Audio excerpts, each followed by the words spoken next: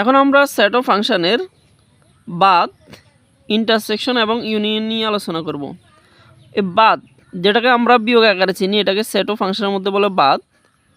আর বাদকে দুইভাবে লেখা যায়, একটা হচ্ছে এভাবে আর একটা হচ্ছে এভাবে, এই দুইটাকে বলে বাদ।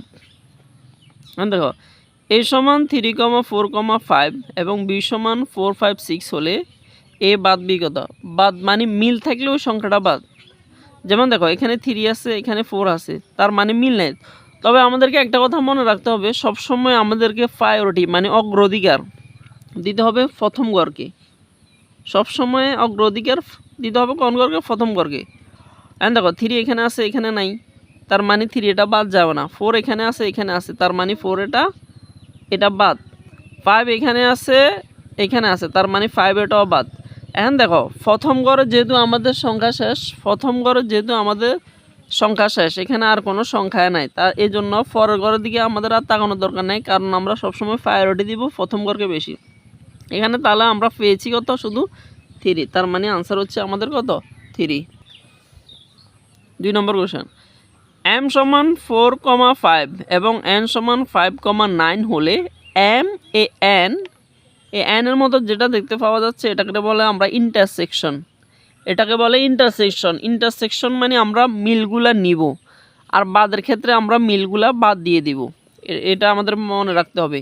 ইন্টারসেকশনের ক্ষেত্রে আমাদেরকে কোনগুলো নিতে হবে? মিলগুলা, মানে এই প্রথম গড়ের সাথে দ্বিতীয় গড় যেটা মিল থাকে আমাদেরকে ওইটা নিতে হবে। যেমন দেখো এখানে 4 আছে, এখানে আছে নাই, এই জন্য 4 এটা বাদ, কারণ এখানে মিল নাই। আমরা জানি ইন্টারসেকশন মানে কি? মিলগুলো নিতে হয়। 5 এখানে আছে, এখানে আছে, এই জন্য 5 এটা আমাদেরকে নিতে হবে, দেখো আমরা সবসময় প্রায়োরিটি দেবো কোন গড়কে?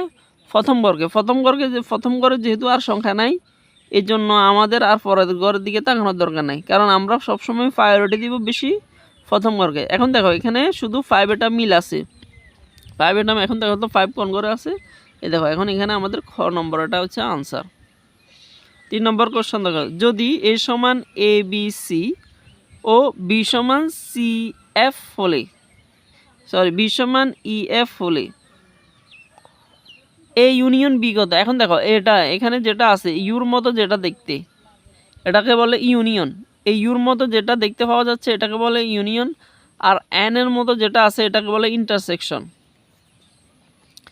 তাহলে দেখো ইউনিয়ন মানে আমাদেরকে মিল অমিল যতগুলো আছে সবগুলো নিতে হবে, মানে প্রথম গড়েও যেটা আছে ওটা নিতে হবে, শেষের গড়ে যেটা আছে ওটা নিতে হবে।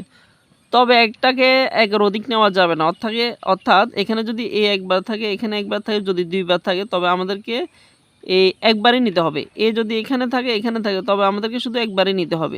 দেখো ইউনিয়ন, তাহলে এই ইউনিয়ন বিগত ইউনিয়ন মানে কি? শুধু আমাদেরকে মিলগুলো নিতে হবে। এখন দেখো ABCEF, তাহলে আমাদের উত্তর হবে ABCEF, কারণ আমাদেরকে কি ইউনিয়ন মানে মিল অমিল যতগুলো আছে সবগুলাই নিতে হবে। এখন দেখো ABCEF কোথায় আছে? ABCEF এটা এখানে আছে, তার মানে আমাদের খ নম্বর হচ্ছে কারেক্ট।